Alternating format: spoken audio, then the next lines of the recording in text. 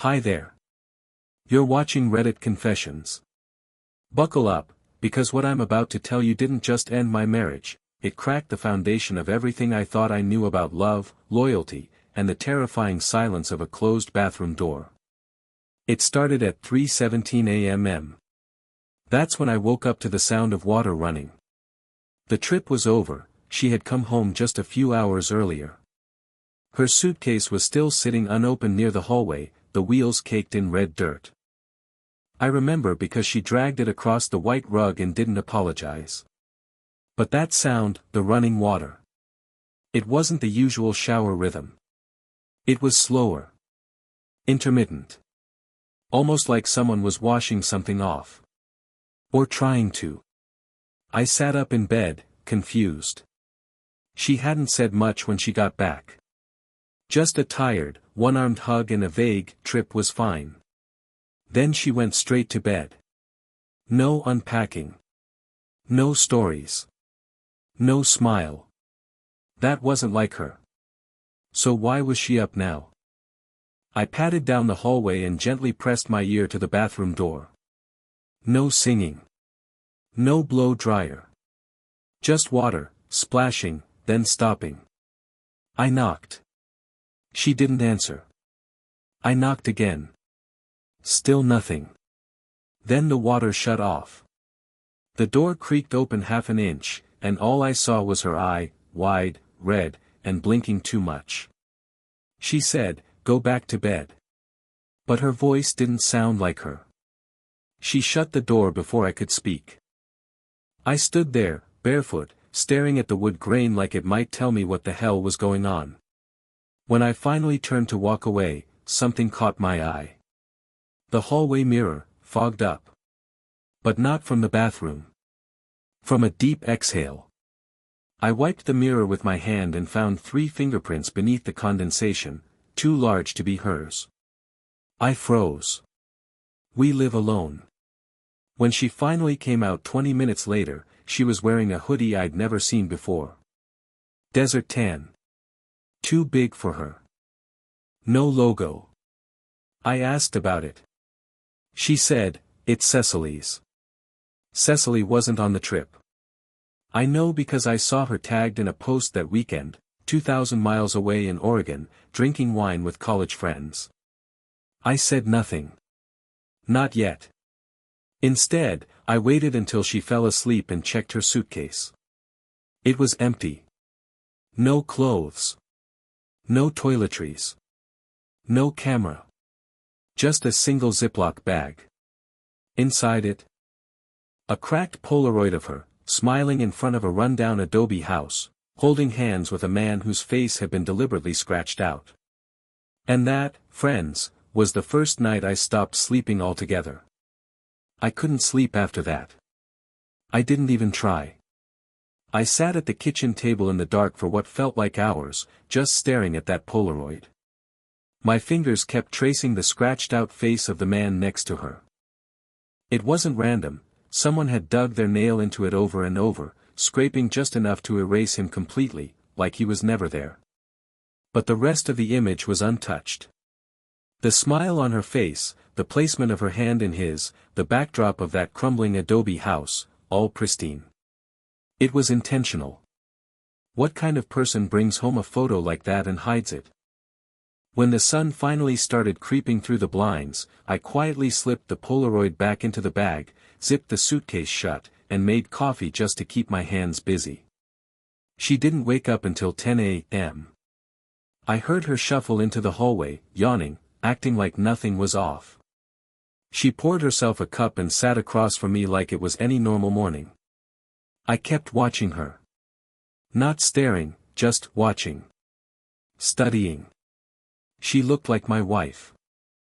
Same brown hair tucked behind her ear, same faint freckles across her nose. But it felt like I was looking at a replica. Like the original Marin was gone, and this was a well-rehearsed version pretending everything was okay.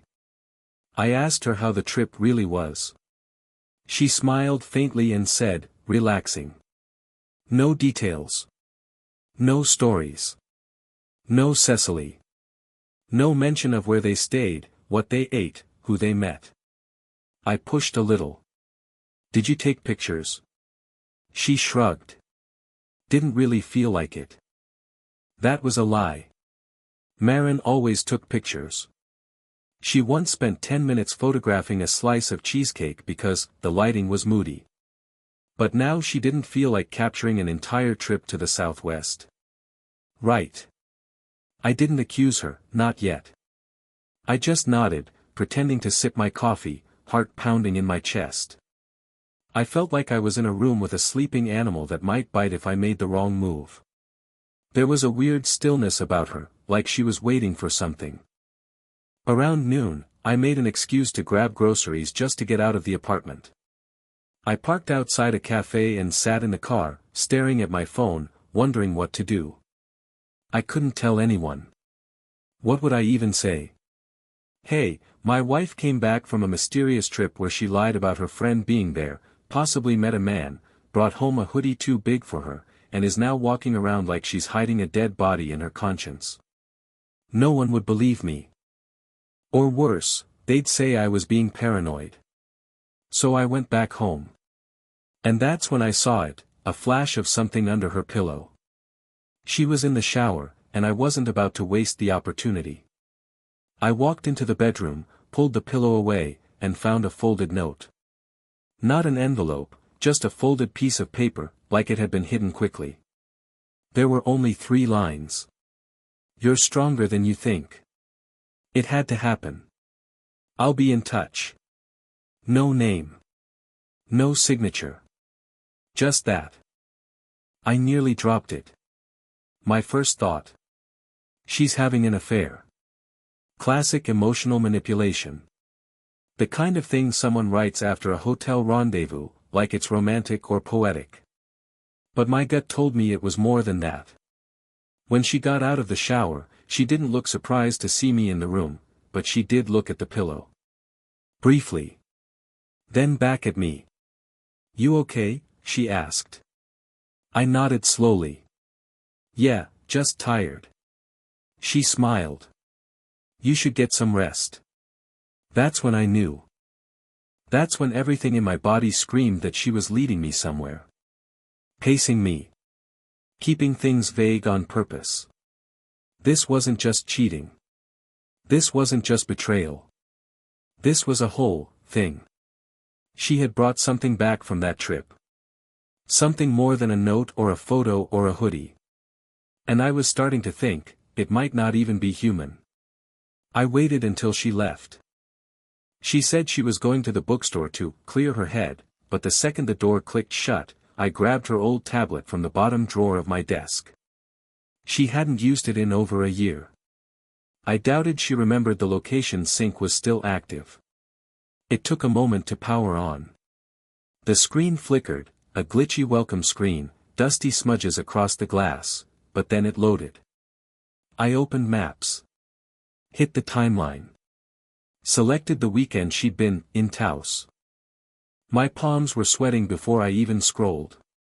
It wasn't Taos. It wasn't even close. The pin sat on a narrow road in the middle of the desert, at least 50 miles southeast of any city. No name. Just coordinates and a grainy satellite image of what looked like 3 structures. One of them was shaped like a horseshoe. Another was a square with a hollow center. The third? I don't even know. It looked like a ruin. Or a bunker. No labels. No reviews. Just empty beige. I zoomed in. Nothing changed. No street view. No roads in or out. Just that. I switched over to Safari and searched the coordinates. No listings. No travel blogs. No history. Just a single archived forum post from 2011 that said, "Never go near this place. Locals call it the Fold. Bad things happen out there." And then the account was deleted. My throat tightened. The Fold? It sounded like something out of a cheap horror novel, but that's where Maren had spent nearly 2 full days. Why lie about going to Taos if you weren't hiding something? Why fake photos with a friend who wasn't even there? I needed answers. And stupidly, I thought I could find them by doing the most cliché thing in the world. I confronted her. She came back from the bookstore holding a paper bag with tea and a tiny cactus. "For peace," she said, setting it down. I stood by the counter, arms crossed, tablet screen open behind me. "Where's the fold?" I asked quietly. Her face didn't change. No shock. No fear. Just a slow, deliberate blink. Then she smiled. Not a kind smile. Not an embarrassed one either. It was something else. Like she'd been waiting for this. "Wow," she said softly. "You weren't supposed to find that." I didn't speak. My heart was pounding. My knees felt soft. My ears were ringing. She walked over, gently slid the tablet away, closed it without looking. Then she said something I'll never forget. "It's not a place you can understand. And it's not a place I can explain. But it's part of me now." I backed away. "What do you mean it's part of you?" She looked me in the eyes and said, "You'll see." That night, I didn't sleep. Again. Around 2 a.m., I heard her whispering. Not to me. Not on the phone. Just whispering. At first, I thought she was dreaming. I crept to the door of the guest room where she'd started sleeping since needing space. The whispering stopped. I leaned in closer. Then, suddenly, she laughed. A soft, slow, rising giggle, not like hers at all. It chilled my spine. I turned the knob. The door was locked.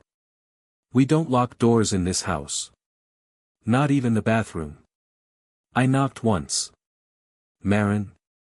Silence. Then I heard it again, the whispering. But this time it was lower. Heavier. Like two voices overlapping. I backed away, slowly. I didn't say another word. I slept in my car with the keys in my hand. I wish I could say that was the worst night. I wish I could say things peaked there. But it was only the beginning. The fold wasn't just some strange town in the desert. It was something that took a part of her away, and maybe gave something back in return. I didn't go back inside until after sunrise. Even then, I waited in the car until I saw the kitchen light flicker on and smelled toast drifting through the slightly cracked window. She was making breakfast like nothing happened. Like she hadn't been whispering into the dark just hours ago with a voice that didn't sound human. When I finally stepped through the front door, she was already sitting at the table with a plate of toast, peanut butter, and sliced bananas, one of my favorites, weirdly enough. She pushed the second plate toward me without making eye contact and said, "You look tired." I sat down but didn't eat. I stared at her. Her eyes were clear. She looked rested. But it was all wrong. There was a calmness to her that felt staged. Like she was imitating normal. I needed to know what was in the box. She had this old wooden box in her closet. I'd seen it years ago when we first moved in together, tucked behind a pile of scarves. She told me it was from her grandmother. That it had sentimental value. That I shouldn't open it because some things just belong to memory. I respected that. Until now. Now I had a reason to believe that box held answers. So I asked. "Can I see the box?" Her fork paused mid-air. She didn't even turn to look at me. Just said softly, "You sure you want to?" I nodded once. My stomach flipped. She stood, walked silently to the bedroom, and returned a few minutes later holding it in both hands like a ritual object. She set it on the table in front of me and stepped back. It was heavier than I remembered. The wood was scratched. A metal clasp held it closed, rusted but intact. She didn't say a word, didn't warn me, didn't try to stop me. I opened it. And everything in my chest collapsed. Inside was a bundle wrapped in faded fabric, desert-colored, like the hoodie she wore that night. I unfolded it slowly, and 3 objects fell out. A small glass vial filled with what looked like ash or bone dust. A folded paper map with hand-drawn paths and symbols in black ink, none of them in English. And finally, a photograph. Not a Polaroid. A printed photo, grainy and bent at the corners. It was Marin, standing barefoot in front of a circular stone structure, her arms raised, eyes closed, and 5 people surrounding her in a wide circle, each with their heads bowed.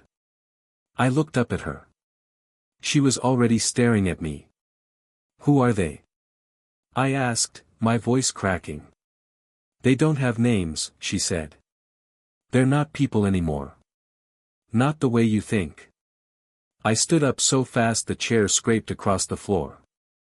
"What the hell did you do out there?" She took a step forward, calm.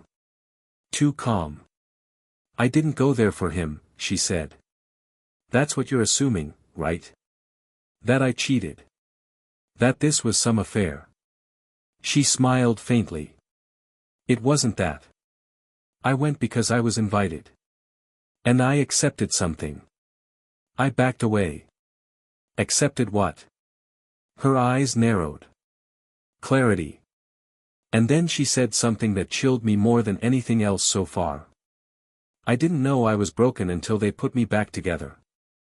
I stared at her. This woman I loved. This woman who once danced barefoot in our kitchen, who cried during wildlife documentaries, who kissed me on the shoulder whenever I was anxious. That version of her, my wife, was gone. And in her place was someone who had made peace with something unthinkable. I picked up the map again. The ink was still fresh in places. Some of the symbols shimmered in the light, as if alive. I flipped it over. On the back, written in all caps, were 3 words that made my blood run cold. "Do not return."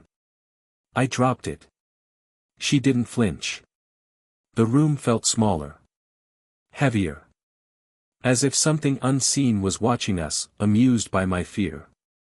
I whispered, "Are you dangerous?" She tilted her head, smiling again. "Not to you," she said. But she didn't say it like a promise. She said it like a warning. She had started disappearing again. Not for days, but for hours, without warning, without explanation. She'd slip out after dusk, sometimes in jeans and a jacket, sometimes barefoot with a scarf tied around her neck like some ritual accessory. When I asked where she was going, she'd answer with a shrug or a vague, "Just walking," like it wasn't a big deal. But it was a big deal. I wasn't sleeping anymore. Not because I was scared of her, though, maybe I should have been, but because I was scared of what I didn't know. Fear lives best in shadows, and this marriage, whatever it used to be, was now filled with them. So, that Thursday night, when she grabbed her keys and slipped quietly out the front door at 9:47 p.m., I followed her. I waited a full 60 seconds before leaving. I didn't turn on the porch light. I didn't make a sound. I left my phone behind, just in case she could somehow hear it or, I don't know, sense it. That's how insane things had become. I wasn't thinking in logic anymore. I was thinking in dread. She didn't drive. She walked. Calmly. Purposefully. I kept a good distance, staying behind the trees, blending into the wind. The neighborhood streets were empty, just the occasional flicker of a street lamp and the crunch of gravel under her boots. She crossed the park, moved past the playground, and slipped behind a maintenance shed. That's when I saw her pull something out of her coat. A cloth bag. About the size of a book. She clutched it like it was sacred. And then she kept going, into the woods. We have this small forest preserve a few blocks from our house. Trails, bird signs, muddy hiking paths. It's usually closed after sunset, but she didn't care. She ducked under the chain-link gate like she'd done it before. I followed. The trees swallowed the moonlight almost instantly. I could barely see her silhouette, but I heard the faint crunch of her steps ahead. Every branch that brushed my shoulder felt like fingers. The air smelled strange, not damp, not pine, almost sweet, like burnt flowers. Then I heard it. Low. Soft. A humming. Her voice. She was singing. It wasn't a tune I recognized. It didn't even sound like music, really, more like a pattern of tones, like some ancient call and response. And then I saw the light. It flickered ahead, faint orange. Firelight, maybe. I crept closer, crouching behind a cluster of fallen logs. What I saw. There were others. At least 6 people, dressed in mismatched clothes. Some barefoot. One in a hospital gown. Another in a business suit, tattered and soaked like he'd walked through a river. They stood in a circle, eyes closed, swaying gently. In the center of the circle was a makeshift altar, wooden, covered in fabric, with symbols scrawled in charcoal across it. And Marin? She stood in front of them. Leading them. Her hands moved in fluid, practiced motions. Like a conductor. Like a priestess. She placed the cloth bag down on the altar and began to speak, not in English. Not in any language I knew. It was guttural, melodic, and terrifying. Every word she said made the others breathe heavier, deeper, like they were being filled with something invisible. Then she opened the bag. And pulled out a jawbone. Not animal. Human. It had carvings along the bone, tiny lines that spiraled toward the hinge. She raised it to the firelight, and the others knelt. That's when I moved. I didn't mean to. My foot slipped against a mossy root. Just enough sound to break the trance. Her head snapped around. Straight at me. Eyes locked. Instantly. And then she smiled. Not startled. Not surprised. She knew I'd come. She raised one hand slowly, palm open, and said, "You shouldn't have followed me." Her voice was calm. Soft. But every single person in the circle turned their heads at once, every one of them looking at me now. Expressionless. Empty. Like dolls waiting to be wound. I ran. I don't remember how I got back home. I only remember slamming the door shut and locking every bolt, my chest heaving, sweat stinging my eyes. She came back 2 hours later. No bag. No explanation. Just took off her coat and asked if I wanted tea. Like it hadn't happened. Like I hadn't seen her holding a human jawbone in the middle of the woods while leading strangers in a language that made my skin crawl. I didn't answer. She made the tea anyway. And somewhere between the whistling of the kettle and the clink of the cup on the counter, she looked at me and whispered. "You're almost ready." The tea went untouched. I sat at the kitchen table with the same cup for hours, watching the steam rise and disappear into nothing, thinking about her words, "You're almost ready." Ready for what? For the woods? For the people? For the jawbone? For the first time since this nightmare began, I realized something terrifying. I wasn't just living beside the madness anymore. I was becoming part of it. But I wasn't going to fall without a fight. So I did the only thing I hadn't done yet. I called Cecily. I didn't text. I didn't email. I called. Direct. Old-fashioned. My hands were shaking as the phone rang. 1 ring. 2. 3. I almost hung up.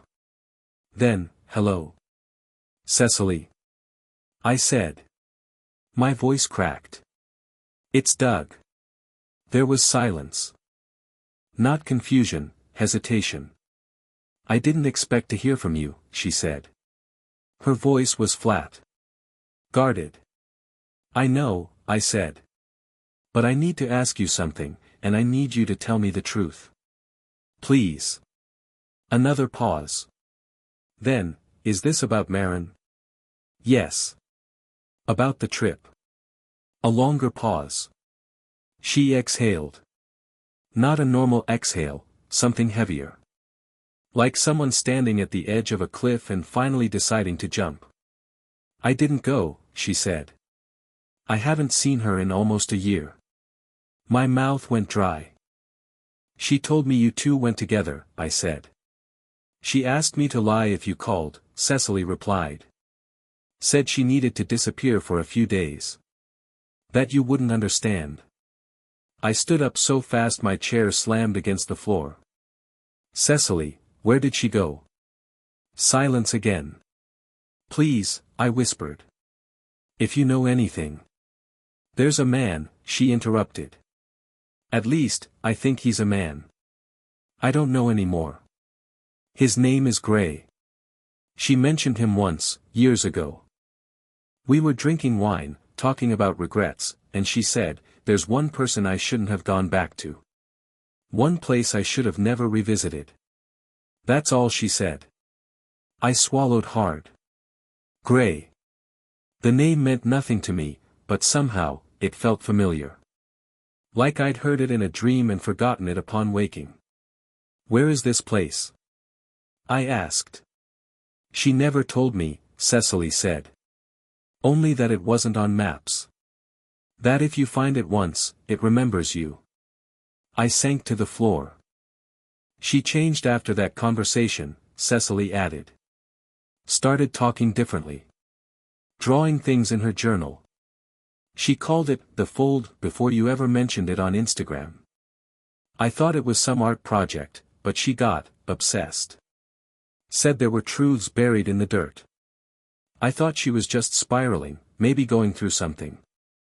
She paused. And then she stopped responding to my texts. That was 10 months ago. I couldn't speak. She's in deep, Doug, Cecily whispered. I don't know what she brought back with her, but whatever it is, it's not just hers anymore. I thanked her and hung up. When I turned around, Marin was standing in the hallway, watching me. Silent. Barefoot. Eyes wide, unblinking. She hadn't made a sound, and I hadn't heard her come in. Talking to Cecily? She asked gently. I nodded slowly. She smiled. She worries too much. Then she walked past me into the living room and sat down like we hadn't just torn a hole through the center of our marriage. Later that night, I found her journal. Buried at the bottom of the linen drawer, under folded sheets she never used. The leather cover was cracked. Inside were pages of symbols, diagrams, strange phrases written over and over again. Some were in English. Others looked like ancient runes. Some looked like smudged fingerprints turned into letters. But one page stopped me cold. It was a drawing. Detailed. Black ink. A perfect rendering of our house, viewed from above, as if seen from a bird's-eye angle. But it wasn't just the house. Surrounding it were shapes. Circles. Triangles. Arrows pointing inward. And in the center of the house, inside the ink outline of our bedroom, was a tiny figure drawn in red. Alone. Labeled beneath it, him. I slammed the journal shut. I didn't sleep that night. I didn't even lie down. I just sat there in the kitchen, knees to chest, watching the door. Waiting. Because now I wasn't just afraid of her. I was afraid of what she believed she had to do next. I don't know what woke me. I hadn't fallen asleep, not really, just dozed off in the hallway, head against the doorframe, knees locked and aching. But something jolted me upright. Something silent. Like a shift in the pressure of the air. Like the moment before a thunderclap when the world holds its breath. I listened. No footsteps. No voices. Just the low hum of the refrigerator and the tick of the living room clock. But then I saw it, the faint glow beneath the door to the guest room. Not the soft white of a bedside lamp. It pulsed orange. Like candlelight. Like firelight. I stood. I walked slowly. Quietly. My hand trembled as I reached for the doorknob. I didn't want to open it. Every part of my body screamed not to open it. But I did. The room was filled with smoke. Not thick. Not choking. Just enough to distort the edges of reality, to make it look like the walls were breathing. On the floor was a ring of candles, small and white, each flickering in sync like a heartbeat. At the center of the ring was a circle made of salt. And inside it, Marin. She was kneeling. Eyes closed. Hands on her knees. Whispering something under her breath. There were marks on her arms, not wounds, not scratches, but symbols drawn in black ink. The same symbols I'd seen in her journal. On the wall, she'd taped one of the photographs, not the one with the altar, but a new one. A blurry image of a figure walking in the desert, back turned, shadow long behind them. At the bottom was written in red, "He arrives when called." She didn't flinch when I stepped inside. Didn't open her eyes. But she said, clearly and softly, "You were never meant to find the journal." I froze. "I'm not trying to hurt you," she continued. "You need to believe that." My voice barely worked. "Then tell me what this is. What you're doing. Why I'm in that drawing." She finally opened her eyes. And in them, I saw something I can't explain. They weren't evil. They weren't insane. They were empty. Like she'd already left. Like her body was still here, but whoever Marin was had faded into the folds of some other place. "You're the key," she said. "You're the tether. Without you, it can't cross." "It?" I repeated. She smiled. Almost tenderly. "I thought I could leave it there. That it would be satisfied with me. But it needs a balance. You anchor me here. It needs that gone." I stumbled backward, knocking over a candle. The flame hissed as wax splashed against the carpet. "Marin, this is insane," I said, my voice cracking. "You need help." She stood slowly. Her movements were fluid, almost graceful. The candlelight painted her in shadow and gold. "I'm not asking you to believe me," she said. "I'm asking you to accept it." I turned and ran. Out the room, down the hall, into the kitchen. I grabbed my keys and phone and didn't even bother with shoes. I flung open the door and slammed it behind me. But then I stopped. Because standing at the end of the driveway was a man. Not moving. Not walking. Just, standing. Tall. Thin. Wearing what looked like a suit, but wrong. Too tight around the shoulders. Too long in the arms. His face was shadowed beneath the streetlight. And even though it was late and quiet, I couldn't hear him breathing. I couldn't hear anything. He didn't say a word. He didn't need to. Because deep inside, I already knew who he was. The one from the photo. From the drawing. From her whispers. The one she'd called. And somehow, I knew he wasn't there for her. He was there for me. I backed away. Fumbled with the car door. Got inside. Locked it. I didn't drive. I just sat there, hands shaking, staring through the windshield. He didn't move. Just watched. I stayed like that for almost an hour. When I finally dared to glance down and reach for my phone, it vibrated in my hand, a new message. From her. It simply read. "Don't fight it. You'll only make it worse."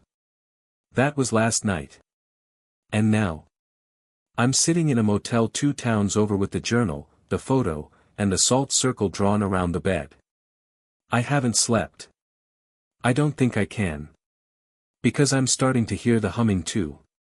Even out here. Even now. And I think I understand what she meant. I wasn't the victim of a betrayal. I was the offering. I don't know what finally made me do it. Maybe it was exhaustion. Maybe it was the sunrise bleeding through the dusty motel curtains. Or maybe, just maybe, I realized that if I didn't choose something, I'd lose everything. My name. My memories. My mind. All of it. So I stood inside that cheap motel room, staring at the salt circle I'd drawn around the bed, the journal open on the dresser, the Polaroid face down on the floor. I was waiting for something to burst through the door, to pull me away, to drag me back into whatever nightmare she'd become a part of. But nothing came. Just silence. And I realized then that fear feeds off permission. It lives where you let it live. I picked up the journal and walked to the tiny motel sink. I tore out the pages one by one, every symbol, every drawing, every memory of her voice whispering things that no human should ever say. I burned them in the porcelain basin with a book of matches I found near the vending machine. The fire hissed and curled like it didn't want to die, but I made sure it did. Every page, reduced to ash. I didn't look back. I didn't try to understand the symbols. I didn't search for meaning in the madness. I chose something else, my sanity. I left the motel before noon, drove until I saw the skyline again, and parked in the lot of a diner I used to go to with my father when I was a kid. Ordered pancakes. Black coffee. The server called me sweetheart and smiled like she meant it. And for the first time in weeks, I breathed without feeling like something else was breathing through me. I didn't go home. I filed the papers the next day. Told the lawyer everything, not about the fold or the jawbone or the symbols, no. Just the facts. She left, she changed, she scared me. That was enough. It's been 7 weeks. The man in the suit never came back. I haven't seen Marin since that night. Her number is disconnected. Our house is up for sale. I still hear echoes sometimes, soft humming in places it shouldn't be, but now I treat it like a passing headache. Something to acknowledge, then release. I've started therapy. I've reconnected with my sister. I cook again. I leave the windows open. And every morning, I remind myself of something that no ritual, no darkness, no ghost can take away. I am not broken. I am not chosen. I am free. Thanks for joining me on this wild and surreal journey. If you've ever had an experience that made you question everything, a moment, a person, or even a strange trip that left you feeling like the world cracked open a little, drop it in the comments. We want to hear your story. And if you haven't already, make sure to like, subscribe, and stick around for more unbelievable true stories right here on Reddit Confessions.